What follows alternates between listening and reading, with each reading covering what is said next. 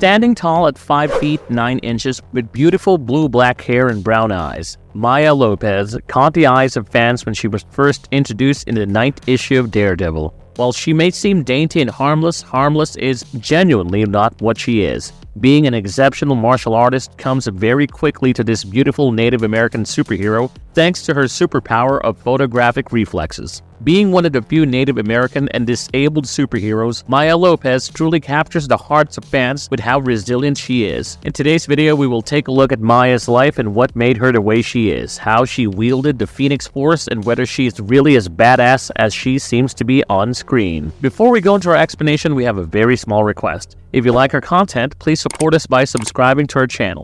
This is a small click for you, but for us it means a lot. Thank you, and let's begin.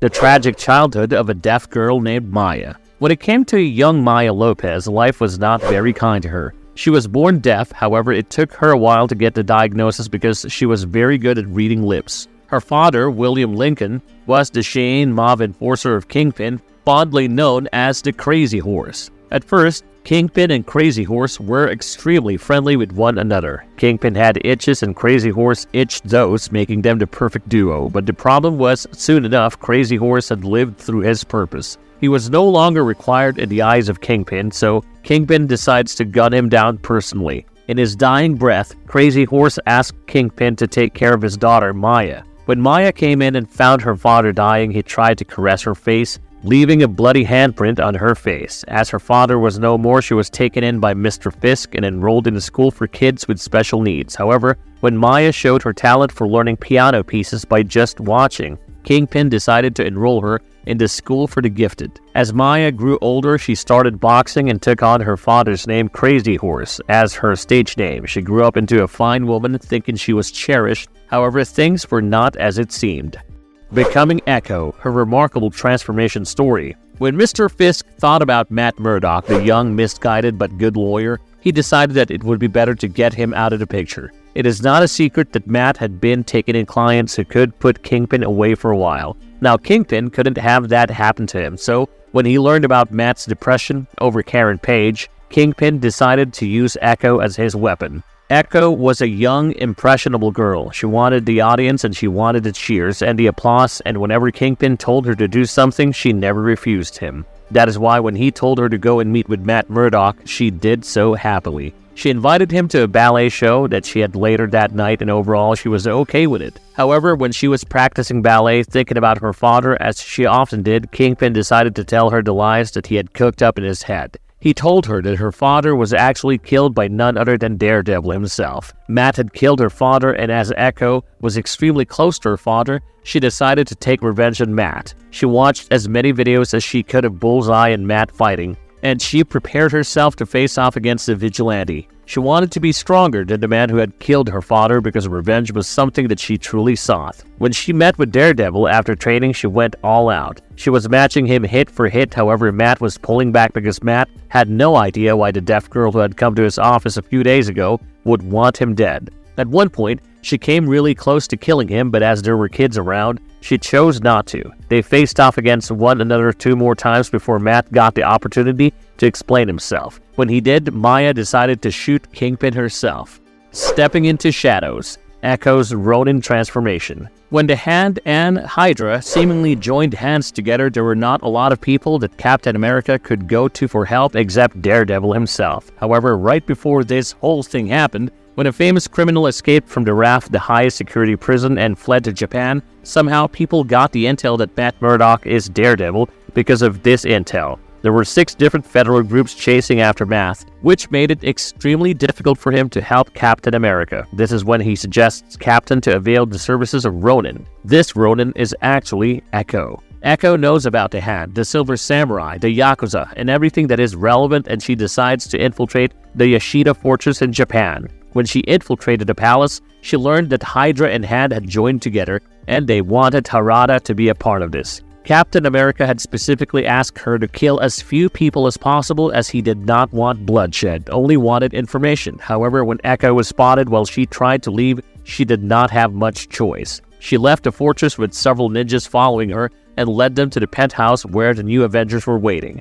The new Avengers and Ekko together fought off all the ninjas that came after them, courtesy of the Hand, and eventually captured Lady Hydra. While leaving with Lady Hydra, we see Ekko fly the Quinjet even though she has never come across it before. That is what led to her being an object of curiosity in the eyes of Iron Man, and that is when Ronin takes off her mask to show her true face.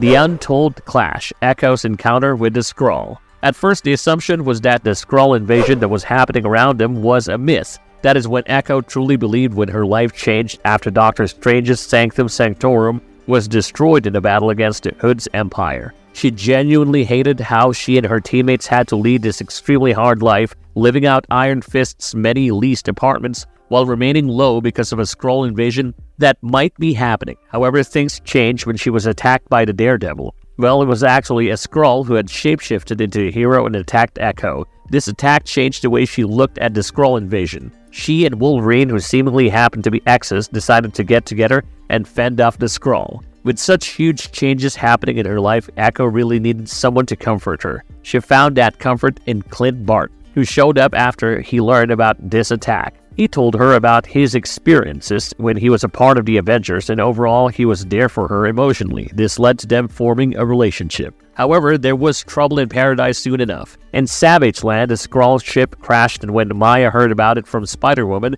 she and her team went to investigate. They also took mighty Avengers with them as help, and when they finally showed up in front of the ship, they were attacked by the 1970s version of themselves, who thought they were the Skrull. The battle that ensued was understandably grueling and confusing. However, Ekko figured out that Spider-Woman was actually the Skrull Queen Varanki. Not wanting her cover to be blown away just yet, Varanki used her Venom Blast, leading to Ekko being rendered unconscious. When she finally regained consciousness, she joined her teammates again, who had gone to New York City to fight off the Skrull invasion.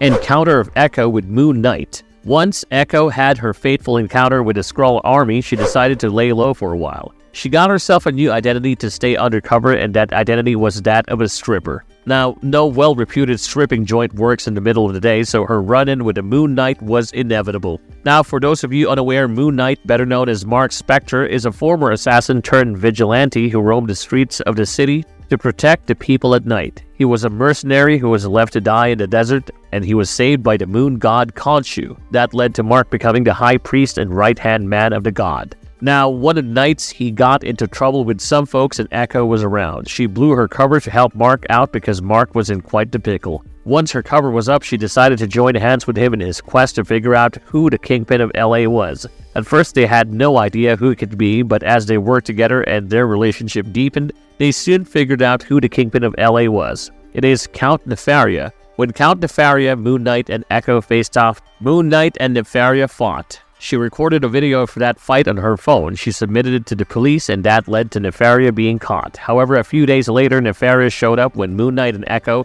were doing vigilante work together. The battle that commenced between them seemingly ended with Ekko being killed by Nefaria's optic blast. Seeing Ekko that way, Moon Knight leaned into his Wolverine personality and attacked Nefaria. Surprisingly, a few years later, we see Ekko back in the picture. She showed up when Claw was trying to take over New York City, and she told Daredevil about it, making sure to thwart Claw's plans with ease.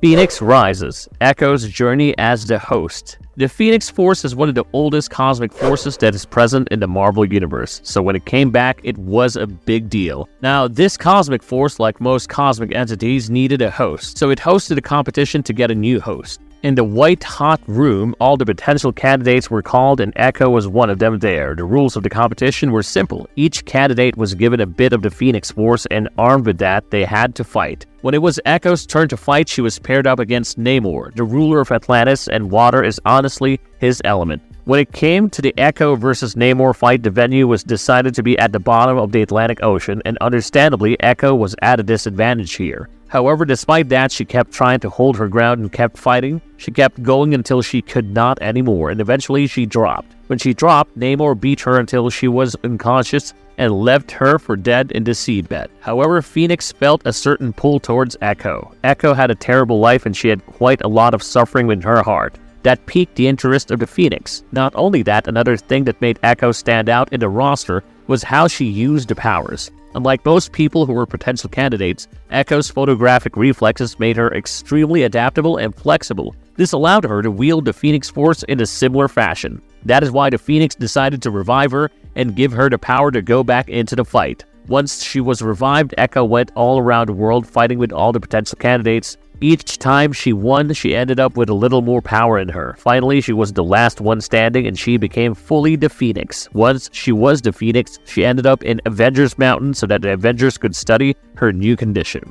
Ekko's victory against the Dark Phoenix. In the Avengers Assemble, we get to see Ekko in a whole new form. As we know, she has the Phoenix Force, and in this story, we get to see her wield the power completely. Basically, in this storyline, Mephisto brought together the Masters of Evil. The Avengers learned about this from Avengers Prime, who is a version of Loki, who sent Deathlocks to let them know about this situation. When the Avengers learned about this, they decided to enter the time stream and protected several mantle holders from the versions of Mephisto that sprang up constantly. Eventually, they end up coming face to face with the original mantle holders. To make it easier for them, they decided to divide whoever they would take on. Ekko decided to take on the Dark Phoenix as she had the Phoenix Force. This Dark Phoenix is actually a version of Raven Darkholm, also known as Mystique. However, this Dark Phoenix had practiced the Phoenix Force for longer than Ekko had, so for Ekko, it was quite difficult. On the other hand, Mephisto and Doctor Doom together formed this wave that would erase the whole of the multiverse whichever it touched, which kept Wolverine, the one in the majority of the Phoenix Force,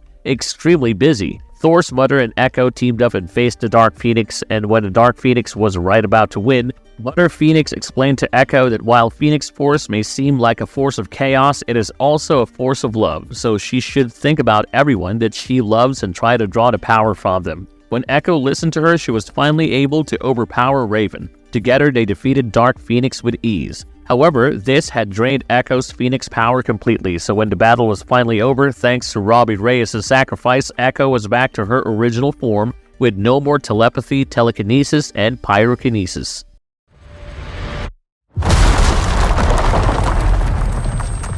Ekko beyond the panels, her presence in other media. Outside comic books, we have actually seen Ekko on screen quite a few times. For example, in the 3rd season of Ultimate Spider-Man, Ekko is one of the young superheroes who are monitored by S.H.I.E.L.D. She's also one of the young superheroes who are inspired by Spider-Man to start fighting crimes. That is a depiction of her when she is young. We get to see an older Ekko in the Disney Plus TV show Hawkeye. In this TV show, Alaqua Cox plays the role of Maya Lopez. She brings the character to life because Alaqua, just like Ekko, is a Native American and she was born deaf as well. The way she embodies Ekko, nobody could have done it better. In the Hawkeye TV show, Ekko is not a main character. However, we get to learn a little bit about her character. In this timeline, she is the daughter of William Lopez, a high-ranking member of the Tracksuit Mafia and a close friend of Kingpin. When Avengers Endgame happened, there was a 5-year time skip. In this time skip, her father was killed by a vigilante, Ronin, and Ekko decided to take revenge on Ronin. This mission of hers made her clash with Clint Barton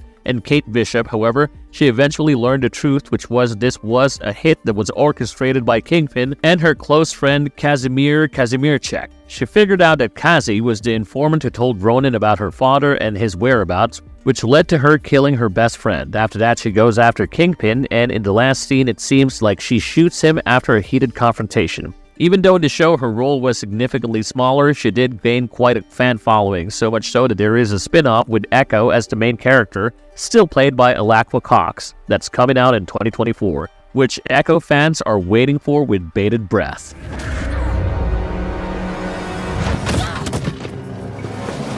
Ekko's mighty arsenal, powers and abilities explored. So when it comes to Ekko, we have to give it up to her. She is extremely cool. The first thing that makes her so different from other superheroes is that she has a disability. She is deaf, and obviously that creates a few issues here and there. But she makes up for all of those issues by having the ability known as photographic reflexes. She can watch someone do something and she can do it perfectly. She takes the concept of visual learning to the next level. She learned Daredevil's acrobatic skills from just watching tapes of him fighting Bullseye. From those tapes, she also learned Bullseye's uncanny ability to aim. She learned how to play the piano and even do ballet just by watching. She has also shown her prowess in learning weapons after she has seen them being used, which makes her extremely good at handling weapons. At one point, we even see her flying a Quinjet for a while, even though she has never flown a Quinjet before. Her mimicry game is truly on point, and as she was the Phoenix host, at one point she had telepathy, telekinesis, and pyrokinesis to a certain degree.